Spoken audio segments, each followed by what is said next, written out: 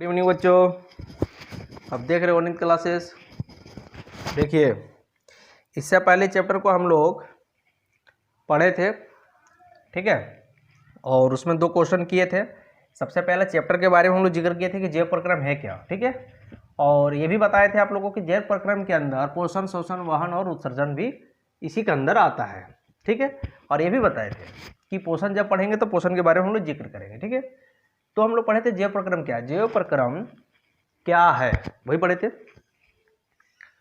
तो जैव प्रक्रम एक ऐसी प्रक्रिया है, ठीक है, जो जीवन का रक्षण करता है। क्या चीज का रक्षण करता है? जीवन का रक्षण करता है, ठीक है। और जीवन का रक्षण करने में कौन कौन सहायक करता है? तो पोषण, शोषण, वहन और उत्सर्जन। कैसे?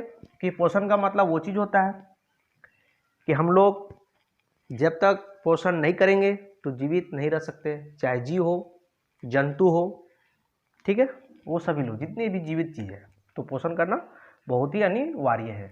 तो चलिए, टाइम को ज़्यादा खींचते हुए ना खींचे हम लोग और क्वेश्चन को करें, ठीक है।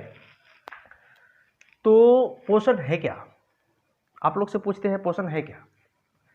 पोषण आप लोग कैसे डिफाइन करेंगे? तो है बहुत ईजी चीज, लेकिन अगर किसी क्वेश्चन पूछ दिया जाए तो लगने लगता है कि क्या पूछ दिया गया है ना। लेकिन कुछ नहीं है, बस ध्यान से समझिए। आप रोज वो चीज करते हैं, बस समझने वाली चीज है, समझिए, ठीक है। कैसे? तो भी बताते हैं। पोषण, पोषण यहाँ है, क्वेश्चन पूछा जाए तो पोषण क्या है, पोषण किसे कहते हैं, पोषण से क्या समझते हैं, क्वेश्चन ऐसे बनता है। तो पोषण लिख करके डिस दिया गया है, ठीक है। अब देखिए आंसर इसको कैसे बनाएंगे। पोषण एक ऐसी जैविक प्रक्रिया। अब जैविक क्यों रखा गया इसका नाम? जैविक इसमें क्यों ले गया? क्यों? क्योंकि पोषण आपका जैविक के अंदर आ रहा है, क्योंकि जैव प्रक्रम के अंदर आ रहा है, इसीलिए पोषण एक ऐसी जैविक प्रक्रिया है जिसमें जीवधारी, जीवधारी का मतलब समझ लीजिए, जीवधारी जितने भी जीवधारी चीज है वो सभी इसके अंदर आ जाएंगे, ठीक है। पोषक तत्वों को ग्रहण करके, क्या है, ग्रहण करके, या अंतःग्रहण लिख सकते थे, अंतःग्रहण करके उसे ऊर्जा और नया जीवद्रव्य का प्राप्त करते हैं। कहने का मतलब ये है कि जब अगर कोई आदमी को भूखा रख दिया जाए, ठीक है, या जानवर को भूखा रख दिया जाए, तो कितने दिन तक वो जिंदा रह सकते हैं? 2 दिन, 4 दिन, 5 दिन, 6 दिन, है ना। क्यों? इसके बाद क्या होगा? वो मर जाएगा। क्यों? क्योंकि ना ही उसको ऊर्जा मिलेगी और नया जीव द्रव्य को वो नहीं प्राप्त कर पाएंगे, क्योंकि जिंदा रहने के लिए ऊर्जा की आवश्यकता होती है। और ऊर्जा कहाँ से मिलती है? खाना से। जब तक हम लोग, खाना है, दाल है, चावल, रोटी, फ्रूट्स, बहुत सारा चीज़ है जो हम लोग खाते हैं, ठीक है। तो वहाँ से हमें क्या मिलती है? ऊर्जा प्राप्त होती है, ठीक है। और ऊर्जा प्राप्त होती है और नए जीव द्रव्य प्राप्त होते हैं। हम लोग वो चीज़ को क्या कहते हैं? पोषण के नाम से जानते हैं, ठीक है। पोषण भी अलग अलग टाइप से होते हैं। अब पूछा जाए कि पोषण कितने प्रकार के होते हैं, तो हम पोषण बोल सकते हैं स्वपोषी पोषण और विषमपोषी पोषण, ठीक है। तो चलिए यहाँ पर आएंगे हम लोग, लेकिन इससे पहले समझिए। तो इसका आंसर कैसे देंगे? पोषण एक ऐसी जैविक प्रक्रिया है जिसमें जीवधारी पोषक तत्वों को ग्रहण करके उससे क्या कर रहे हैं? उससे, जिससे हम लोग जो चीज ग्रहण करते हैं उससे ऊर्जा और नए जीव द्रव्य प्राप्त करते हैं, पोषण कहलाता है। बहुत ही इजी है, बहुत ही इजी है, ठीक है। अब कहेंगे पोषण कितने टाइप से होते हैं या कितने प्रकार के होते हैं, तो 2 प्रकार के लिख सकते हैं, स्वपोषी पोषण और विषमपोषी पोषण। तो स्वपोषी पोषण के बारे में हम लोग थोड़ा डिफाइन करते हैं और हम लोग इसके बारे में पढ़ेंगे। क्वेश्चन पूछा जा सकता है कि स्वपोषी पोषण से आप क्या समझते हैं या किसे कहते हैं। तो देखिए इसका आंसर कैसे देंगे। जब कोई जीव अपना भोजन स्वयं तैयार करे, स्वयं अपना भोजन तैयार करते हैं, स्वपोषी पोषण कहलाते हैं। जैसे हरे पौधा, हरे पेड़ पौधा जो है अपना भोजन स्वयं तैयार करते हैं। कैसे? उसको सूर्य का प्रकाश मिले, कार्बन डाइऑक्साइड मिले, जल मिले, वायु मिले, ठीक है, वायु मतलब कार्बन डाइऑक्साइड मिले, ठीक है, लवण मिले, खनिज मिले, ये सारा चीज उसको मिलता है। किसे? हरे पौधा को मिले, तो वो अपना भोजन स्वयं तैयार करता है। वो ना कि किसी का घर से भोजन लाता है और खाता है, ना कोई पड़ोसी से लेता है, ठीक है बच्चों। तो स्वपोषी पोषण वो कहलाता है जो अपना भोजन स्वयं तैयार करे। कहने का मतलब देखिए, बुक में आंसर जो लिखा है या फिर जो नोट्स आपको मिलता है, रटने से अच्छा है बच्चों समझना, क्योंकि आप अगर एक बार समझ गए तो आंसर अपने आप खुद ब खुद आंसर लिख सकते हैं, कोई दिक्कत नहीं होगी। इसीलिए ये मत सोचिए कि सर यहाँ लिखे हुए हैं और आंसर लिखे हुए हैं। आंसर तो लिखे हुए हैं इसलिए क्योंकि वीडियो लंबा ना हो, ठीक है। ये लैंग्वेज जो लिखा गया है, जो सेंटेंस लिखे गए हैं, ये बहुत ही इजी तरीका से लिखा गया ताकि आप लोग के दिमाग में सेट हो जाए और नोट्स आप लोग अच्छा से बना सके, ठीक है। तो साथ ही साथ मेरे साथ नोट्स आप लोग बनाते जाइए, बहुत ही ईजी लगेगा आप लोग को, ठीक है। और एक बार पढ़िएगा, जब एग्जाम आएगा तो आप बहुत अच्छा से आंसर लिख सकते हैं, ठीक है। और उतना ही क्वेश्चन बताएंगे जो बोर्ड के लिए आप लोग बहुत सफिशियंट रहेगा। एक्स्ट्रा क्वेश्चन इधर उधर ज़्यादा बताने से कोई फायदा है नहीं, बच्चे लोग पढ़ते नहीं है, ठीक है ना।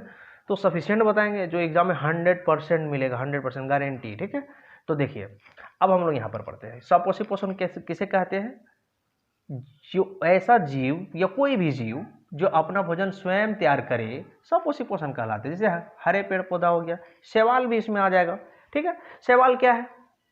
तो शैवाल भी जैसे हरे पेड़ पौधा होता है उसी तरह शैवाल भी आपका क्या करता है, भोजन अपना प्राप्त करते हैं, ठीक है।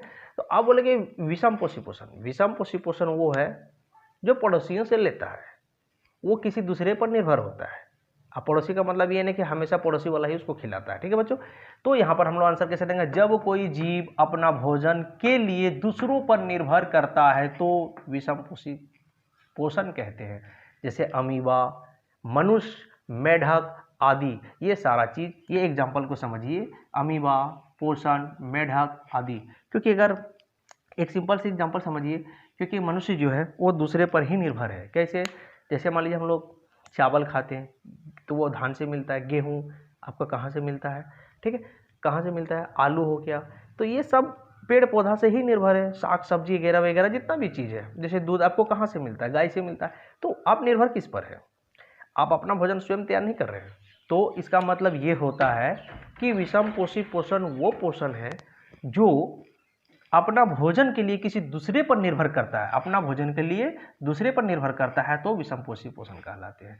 जैसे एग्जाम्पल आपका अमीबा, मनुष्य, मेढक आदि, और भी बहुत सारा चीज़ होता है, ठीक है। तो एग्जाम्पल काफ़ी है, इनफ है इतना ही, ठीक है। तो मेरा कहने का मतलब ये है बच्चों कि साथ ही साथ हम लोग नोट्स बनाते जाइएगा, और वीडियो अच्छा लगे तो लाइक और शेयर जरूर करें आप लोग, ठीक है। फिर दोनों के बीच में हम लोग डिफरेंस समझेंगे, इसका अंतर क्या। क्वेश्चन पूछा जाता है कि सपोसिपोषण और विषम पोषण में अंतर स्पष्ट कीजिए, मतलब दोनों के बीच में अंतर बताइए कि दोनों के बीच अंतर क्या है। तो मेरे हिसाब से ये है कि जो अब आंसर हम लोग दोनों यहाँ से, जहाँ तक हम लोग सपोसिपोषण और विषम पोषण जो पढ़े हैं, आप यहाँ से मेरे ख्याल से आप ये दोनों के बीच में अंतर आप दे सकते हैं। तो ये वीडियो थोड़ा यहाँ कट रहा है तो इसके बारे में हम लोग डिटेल अभी बताते हैं। पहले उम्मीद करते हैं कि ये 3 क्वेश्चन जो है हम लोग समझ गए होंगे, और आप लोग तो बिल्कुल ही समझ गए होंगे, ठीक है। कोई दिक्कत है तो कमेंट भी कर सकते हैं आप लोग, ओके बच्चों। और भी हम लोग जो है सपोसिपोषण से, विषम पोषण से रिलेटेड क्वेश्चन को हम लोग पढ़ेंगे, आगे भी हम लोग पढ़ेंगे। तो ये बहुत ही ईजी है यहाँ तक, जहाँ तक हम अभी बताए पोषण क्या है, सपोषी विषम पोषी, ठीक है। अब ये अंतर में हम लोग थोड़ा देखते हैं कि दोनों में अंतर क्या क्या है, थोड़ा इसके बारे में भी हम लोग देखेंगे, ठीक है। तो देखिए मेरे प्यारे बच्चों, अभी जो हम लोग है सपोषी पोषण और विषम पोषण में अंतर स्पष्ट करेंगे। ऐसे सपोषी पोषण, विषम पोषण अगर यहाँ पर आप पढ़ लिए हैं तो इससे बहुत सारा अंतर आप निकाल सकते हैं, ठीक है। बहुत ही ईजी है, कोई दिक्कत नहीं है, आप इजीली समझ सकते हैं। देखिए पहला नंबर में ये बोलेंगे सपोषी पोषण में, पहला नंबर में पहले लिखेंगे, एक बॉक्स बनाएंगे, सपोषी लिखेंगे और विषम पोषी लिखेंगे, ठीक है।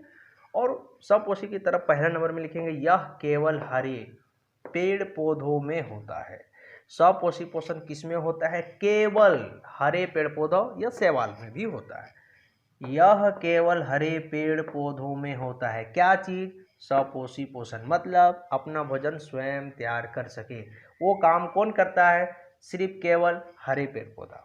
दूसरी बात, विषम पोषण में क्या है? जस्ट इसी का उल्टा होगा, यह हरे पेड़ पौधे के अतिरिक्त अन्य सभी जीवों में होता है। कहने का मतलब है विषम पोषण में क्या होता है, सिर्फ पेड़ को छोड़कर और शैवाल को छोड़कर बाकी सब जितना भी आएगा वो सारा क्या है? विषम पोषण है।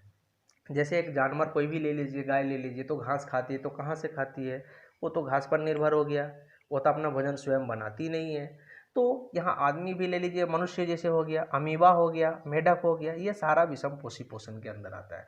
लेकिन क्या लिखा है? सिर्फ पेड़ पौधों के अतिरिक्त, मतलब यहाँ अतिरिक्त की जगह पर आप छोड़कर भी लिख सकते थे। क्या लिख सकते थे? या हरे पेड़ पौधों को छोड़कर अन्य सभी जीवों में होता है। विषम पोषण सिर्फ पेड़ पौधा को छोड़ दीजिए, बाकी सभी में होता है, लेकिन सपोषी पोषण में केवल हरे पेड़ पौधों में होता है। बस यही दोनों में डिफरेंस है।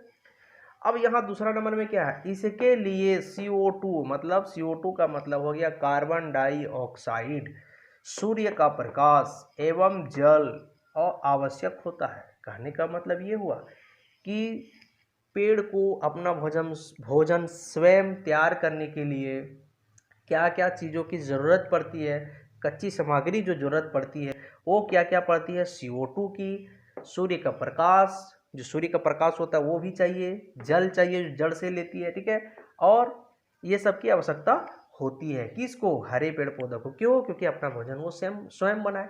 लेकिन विषम पोषी पोषण में इसके लिए CO2 और सूर्य का प्रकाश इत्यादि अनिवार्य नहीं होता है। जल का तो बात है कि जल में तो अनिवार्य होगा, बट CO2 गैस और कार्बन डाइऑक्साइड होना अनिवार्य नहीं होता है। इसके लिए CO2 मतलब कार्बन डाइऑक्साइड और सूर्य का प्रकाश इत्यादि अनिवार्य नहीं होता। मान लीजिए जिस दिन सूर्य नहीं निकलता है, अंधेरा रहता है, क्या आप अपने घर में खाना नहीं बना पाएंगे? बना पाएंगे या नहीं बना पाएंगे?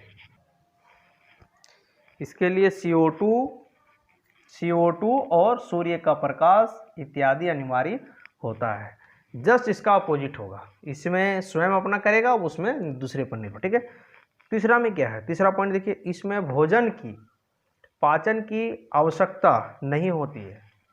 पेड़ पौधा जो भोजन बनाती है उसके लिए पाचन की आवश्यकता नहीं होती, लेकिन जीव जंतु में जितना भी जीव जंतु पाया जाता है उसके लिए पाचन होना अनिवार्य होता है।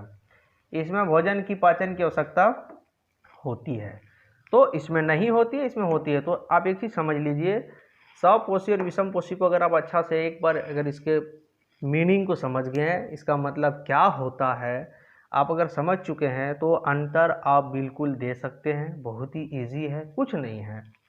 लेकिन कुछ बच्चों ऐसे होते हैं जो इसको बहुत हार्ड बना लेते हैं, बायोलॉजी बहुत हार्ड है, बहुत हार्ड है, बहुत दिक्कत होता है। कुछ दिक्कत नहीं होता है, आप मेरे साथ साथ नोट्स बनाते जाइए, बिल्कुल कभी भी दिक्कत आपको नहीं होगी, ठीक है। तो उम्मीद करते हैं आप लोग को ये समझ में आ गया होगा। तो वीडियो को लाइक और शेयर जरूर करें। और हाँ, एक चीज़ और बोलते हैं, कमेंट आप लोग नहीं करते हैं, कमेंट करिए और वो घंटी बजाना ना भूले, ठीक है। घंटी बजाइएगा तभी नोटिफिकेशन पहुँचेगा, क्योंकि हमने अभी स्टार्ट किया बायो, ठीक है। तो ये आपका पार्ट 1 है, इससे पहले डेमो पढ़ाए थे, तो आप वो भी वीडियो देख लीजिएगा और नोट्स बनाना स्टार्ट कर दिए, साथ साथ मेरे साथ साथ बनाइए, तो कभी भी दिक्कत नहीं होगी।